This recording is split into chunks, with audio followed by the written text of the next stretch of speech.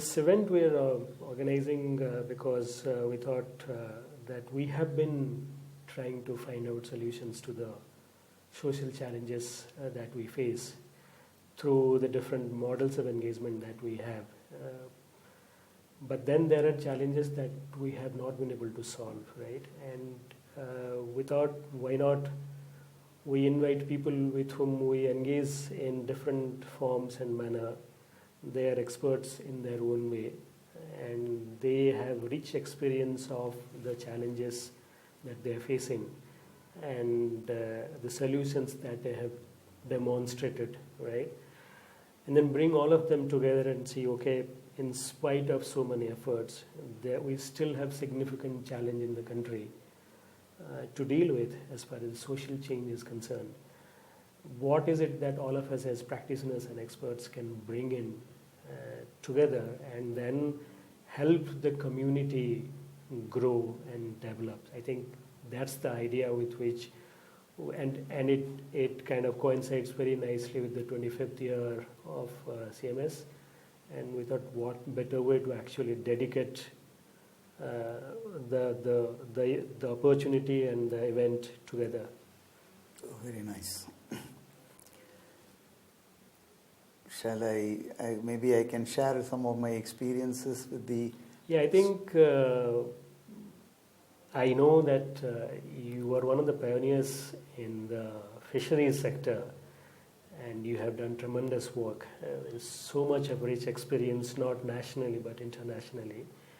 And there is something specific that we are looking at, and that is there are proven solutions available, right? There are workable solutions in different contexts. It is available, but then when we want to see that can this solution actually impact a large section of people, we are not able to do it properly. I think there are examples like Urban Eye Care model or the Operation Flood, which you know in and out of it, right? But there are many smaller organizations who have demonstrated successful models, and they aspire to take it to a scale, right? I don't think they have been successful, but I think primarily then what I thought was that can you share a little bit about the fisheries work that you did for so many years? Yes, let me, certainly I'll be happy to share. The work started more than a decade before I actually started working with fishermen in the southern part of India. In one particular village in the early 70s, basically as a reaction to merchant exploitation, the small fishermen had got together with the help of local NGOs to organize themselves into a cooperative to fight the exploitation in the beach auctions. So this had emerged as a very nice model organization, and it started spreading partly on its own almost. Fishermen from neighboring villages learning about it, anxious to also get the benefits of something like that, coming to the NGOs who are working with in this particular village and asking their support and demanding their support. Then other NGOs working in the neighboring districts, seeing something happening, coming and learning from this and trying to replicate it in their own areas, etc. So it was an idea which captured the imagination of a particular coastline and started spreading, if not necessarily as wildfire, but at least as an incremental change.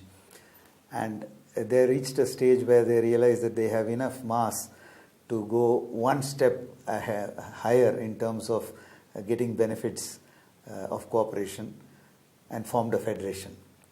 And I was sort of recruited as the first professional to work in that federation.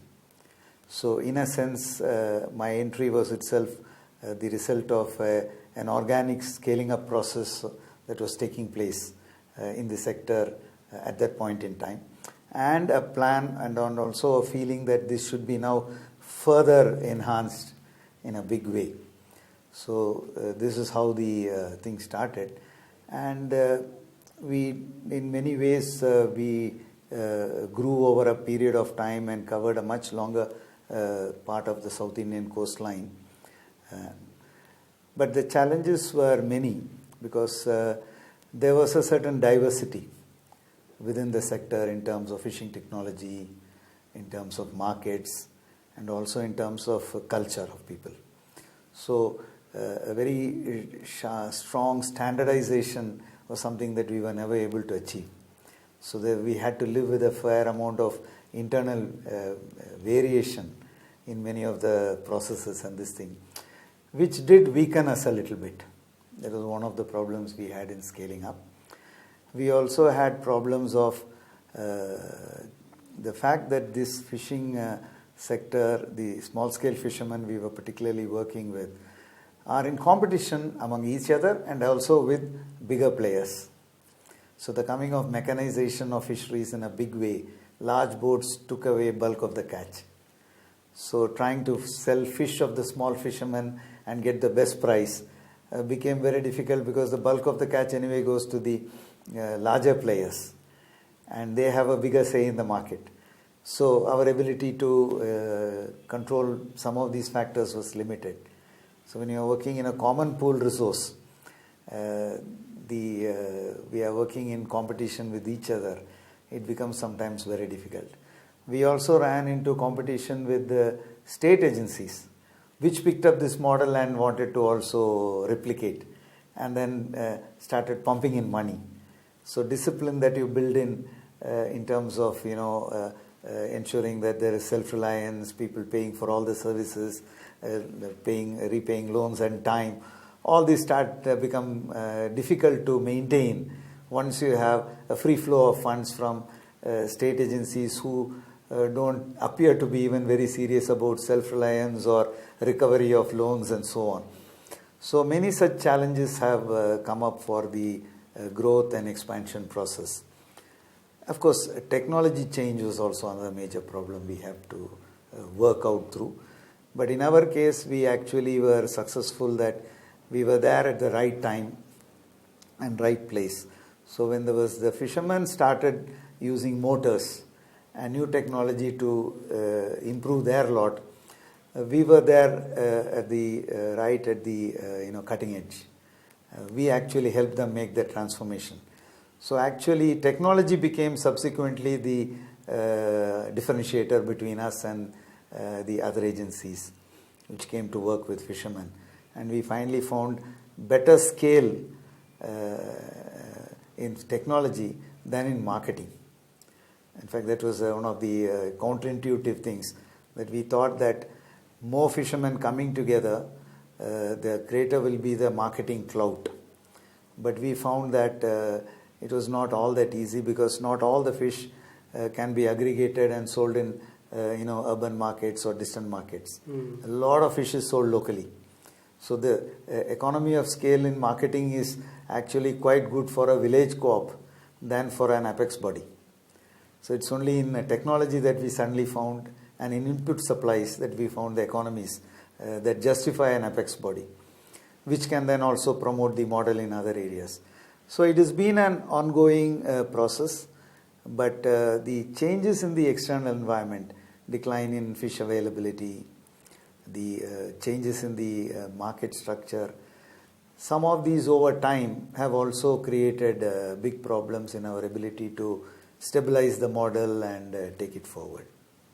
I think very interesting that I was looking at it, that you spoke about the fisher folks, you spoke about technology, you spoke about market, you spoke about the big players, right? You spoke about government, you also spoke about financing institutions, right?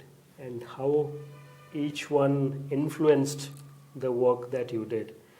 And then I was drawing a parallel with the systems perspective, is that when we look at the ecosystem of fishing, from what you just now shared, I see so many significant players there, each having an interest and stake in in the piece of work, and it influenced and shaped the work. Either it was enabling or disabling, right? What parallel do you draw with, for example, let's say smallholder farming, right? Which is the biggest lot of agriculturists, not only in the country but outside in the world as well. And their contribution to world food production is highest, in fact, right?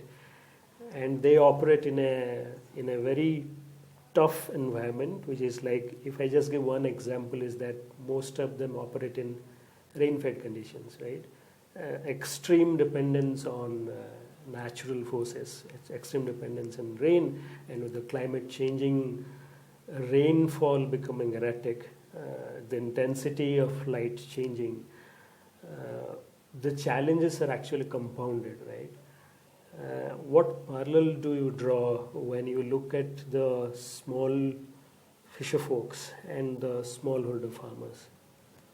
I think at one level, since we're working in marketing, for instance, marketing and credit, I think most farmers are in the same boat as the fishermen, in the sense that they lose control over their harvest immediately after it's harvested because of pre-harvest advances, cash advances taken from merchants, traders, commission agents. So this is the lack of control over the first point of sale is a common factor that we find in most agriculture commodities as well as fisheries. But on the other hand, the big difference is especially wild capture fisheries is in a common pool resource, while farming is largely on private property. There is at least that amount of control that the farmer has. He has so much of land and he can grow something on that.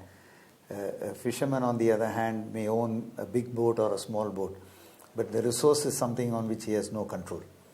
So today there is fish in one spot, tomorrow it may be somewhere else. And each one is competing with the other to catch it. So this private property and common pool resource difference has various consequences for how you organize and intervene in the sector. But still, as all small producers, there are common factors of lack of scale, inability to access markets, inability to leverage credit, inability to get inputs at of the right quality at the right prices. So the need for collective action, for instance, there is a similar incentives in both sectors. But maybe you can share how it goes. No, I think you were right. But then when I'm looking at the work that Vrutti is doing, the threefold model, is that the aspiration is to increase farmers' income by 3 times, which I think interestingly matches with the Government of India's agenda that they want to increase it by 2-fold. Right here we have a model, and we aspire to do it by 3-fold, and we have kind of successfully demonstrated it. But the fact that it is demonstrated in a certain geography, right? If I look at the expand of the work, this is small actually. And the idea is that if the model is working, can I take it to, say, 5 lakhs farmers in the country? Because the problems are similar. I'm not saying same, but the problems are similar. And the context might be slightly different. For example, a farmer in Karnataka might be facing a different context, but might be in a different context than a farmer in MP or Chhattisgarh for that matter. But the elements or the in the ecosystem itself, when I look at it, they are challenged. I mean, natural factors are obviously the constant which they have to face, but beyond that, the issue of credit being there, the issue of information not being there, the issue of science not generating enough evidence for them. For example, like, what is the constituent of my soil? What is the quality of my soil? What is the deficiency? Now, there are systems in the country which is available but then there is a mismatch in terms of what the farmer needs and what is through our public and private system we are able to provide to the farmer. So there has to be a match between what I as a farmer need and what I am able to get from the system, whether that is efficient, effective, in time, matches with my aspirations or my need to produce certain things for my sustenance as well as for marketing. Finance, as I said, and technology, of course, I think, as you said in the previous discussion, as technology has proven to be a big enabling factor in many sectors, right? But then that's when the aspiration is to take it to a different level. And I think this is what we are going to probably deliberate in the event itself, is that what are the potentials, new opportunities and levers available for us. And if I have a specific aspiration, I want to reach out to 5 lakh farmers or 10 lakh farmers with this whole idea that, hey, there is a successful model that is available. Can we work with you to contextualize this model, right?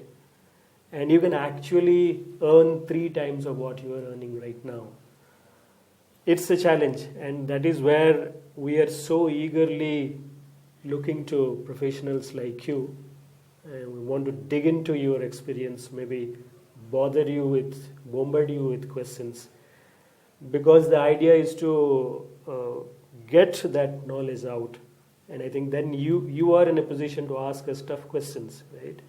As to whether you have looked at the requirement of scaling, and would you want to scaling for whom, right? What do you want to do, right?